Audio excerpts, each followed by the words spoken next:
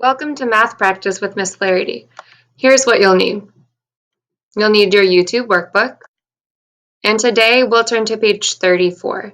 Be sure at the top it says 6/3 because today is June 3rd. You'll also need a pencil and an eraser.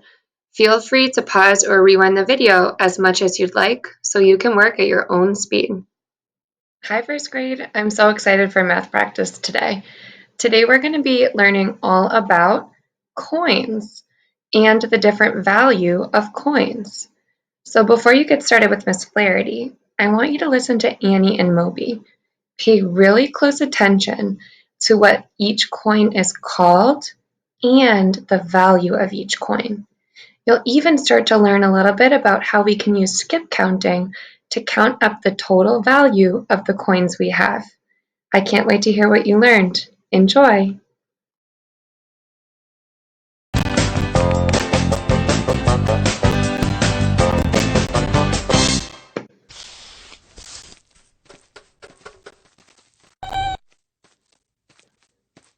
You found something? What is it? Cool, a penny. What are some different coins? A penny is worth 1 cent. A nickel is worth 5 cents. A dime is worth 10 cents.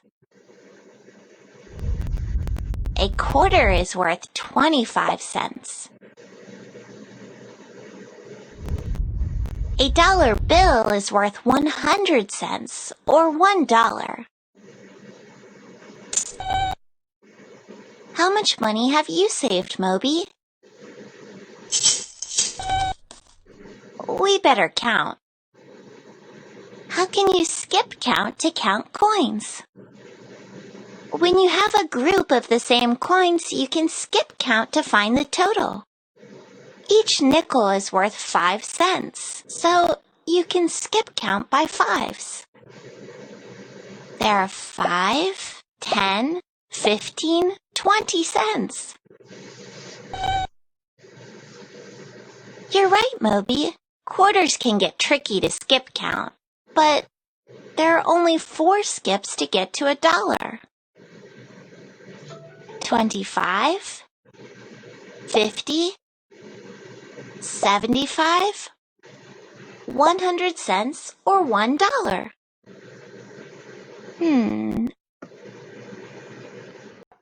I can't wait to talk about what you learned about coins and money from Annie and Moby. But first, let's start with some shout-outs. Say way to go, Mia. Wow, Mia, really neat math work. I can't wait to see everyone's strategies in their YouTube workbook today. Keep up the great work. So you heard Annie and Moby talking about each different coin. The coin with the smallest value is a penny. Say the name of the coin. You got it. And I have a really special song that I want to teach you that can help you remember a penny's value or how many cents it's worth. Here's how it goes. I'll go first, you go second. Penny, penny, easily spent, copper, brown, and worth 1 cent. Your turn, sing it with me. Penny, penny, easily spent, copper, brown, and worth 1 cent. Nice. When you're singing this song, if you have a penny lying around your house, you can even hold it in your hand and hold it up so you remember. So here we have a picture of a few pennies. You'll notice that every coin has 2 sides. Give a me too if you've noticed that when you've held a coin in your hand before. On the front side of the penny, we will see the picture of a president, Abraham Lincoln. And on the back side of the penny, we'll see a picture of a monument from Washington, D.C. And here it says a clue of how much the penny is worth. Do you see what the clue is? Yeah, that's right. It says 1 cent. So if we're holding a coin in our hand, we can always flip it around to see if there's any clues for its value. But when we see a picture of a coin, it's helpful to know what both sides look like so we can know in a snap how much it's worth. So I know that all 4 of these coins are pennies. So what do we count by when we're counting up pennies? What do you think?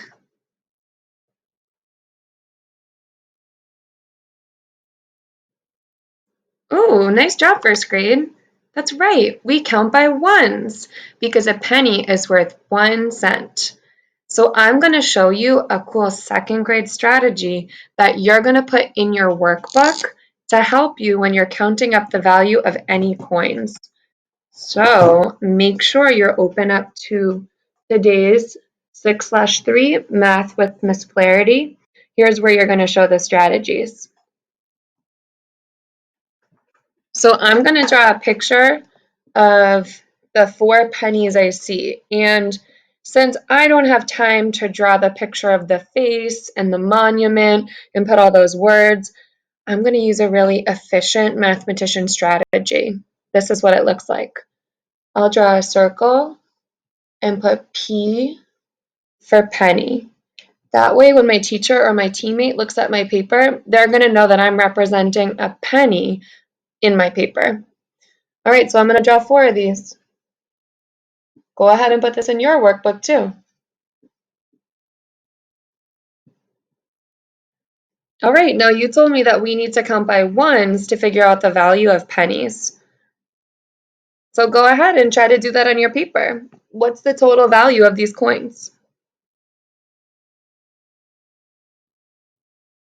Good job. We can count it up like this. 1, 2, 3, 4.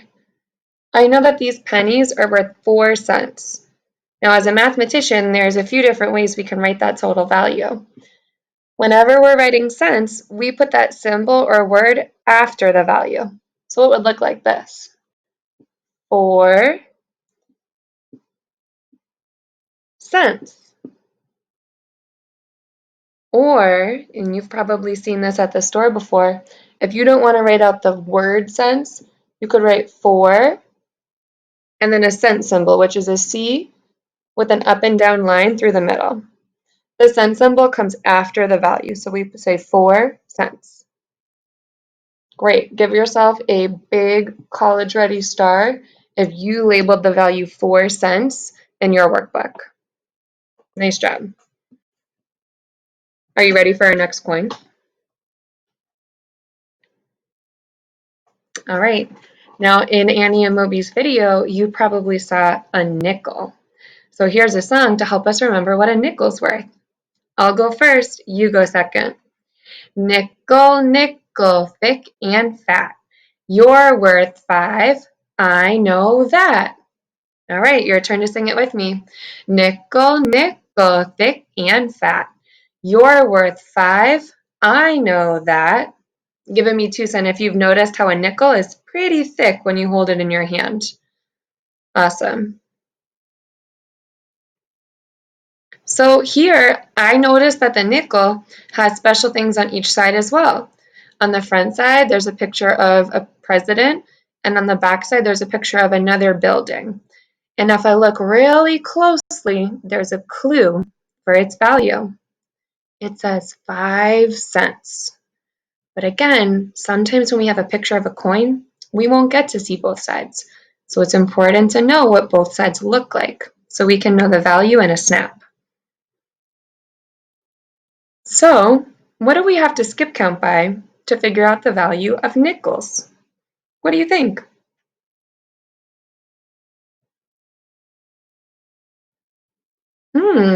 That's right. We count by fives because a nickel is worth 5 cents. So, in your workbook, we're going to use that cool second grade strategy to count up the value of coins. I'm going to draw a circle, and I'm not going to spend time drawing the picture of that man and all the words and pictures. I'm just going to write N for nickel. All right, And I see that there's 3 nickels. So show 3 nickels in your workbook. Great, now we need to count by 5s to figure out the total value. You try it first. Use your skip counting to figure out how much these coins are worth.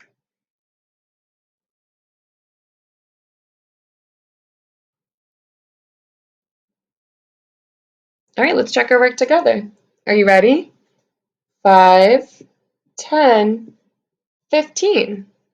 So these coins are worth 15 what? 15 cents. Let's write our total value. 15 cents or 15 cents with the cent symbol. You can show both of these ways in your workbook. Nice work, mathematicians. Are you ready for our next coin? This is a good one. I'll go first, you go second. Dime, dime, little and thin. I remember you're worth 10. All right, your turn to sing it with me. Dime, dime, little and thin. I remember you're worth 10. All right, what's a dime worth?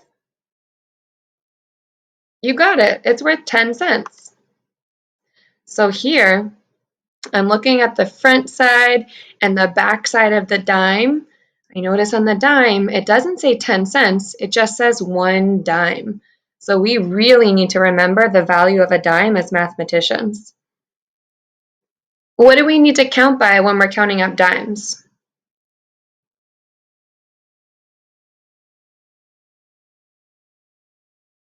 That's right, we need to count by tens. All right, let's show that strategy in our workbook. I see there's a bunch of dimes, so let's start by showing a circle.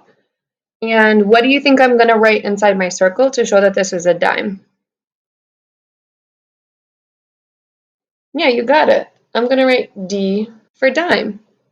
Okay, I see that there's 1, 2, 3, 4, 5, 6. So I'm going to make sure I show 6 dimes. 1, 2, 3, 4, 5, 6. All right. Now remember, looking at the pictures on my YouTube screen, the dime, it might look a little bit thinner and smaller than the nickel, but that doesn't mean that it has less value. A dime is actually worth 10 cents, and a nickel is only worth 5 cents. So don't get tricked. All right, so go ahead and use your skip counting to figure out what's the total value of these coins.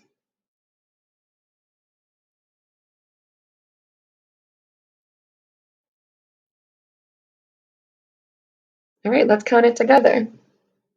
10, 20, 30, 40, 50, 60. What's the total value? That's right, 60. But mathematicians always label their answer 60 cents. Nice. And we can also represent that with the cent symbol. 60 cents.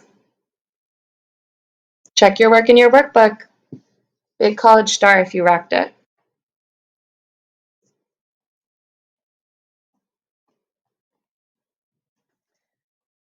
Have you noticed how the value of our coins is getting bigger and bigger? It's increasing each time. Do you know what coin might be coming next? Let's see. Ooh, you were right. I'll sing it first, you sing it second. Quarter, quarter, big and bold. You're worth 25, I am told. Are you ready to sing it with me? Quarter, quarter, big and bold. You're worth 25, I am told. Nice job. All right. So the quarter is one of our biggest and most common coins that we use in the United States. Do you see any clues that tell you what the value of the quarter is?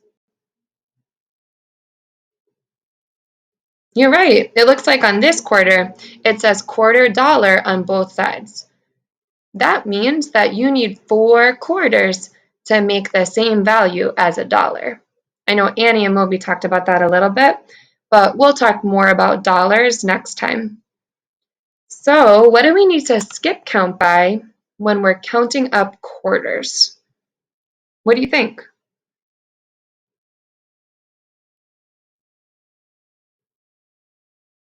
That's right, a quarter's worth 25 cents. So we have to count by 25s. Give a me too if you remember learning how to count by 25s in math class. I know Georgetown loves counting by 25s. It follows the same pattern every time. Let's practice before we count up our coins.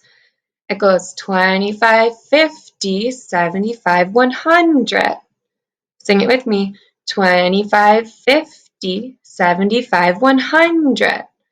And that same pattern would keep repeating even as we go into the next 100. All right, so pick up your pencil. And we're going to represent a quarter in our workbook. What do you think I'll label to show that it's a quarter? That's right, I'm going to put Q for quarter. I see that there's 3 of them. So show 3 quarters in your workbook. Okay, now try your best to skip count by 25s to figure out the total value. Go ahead.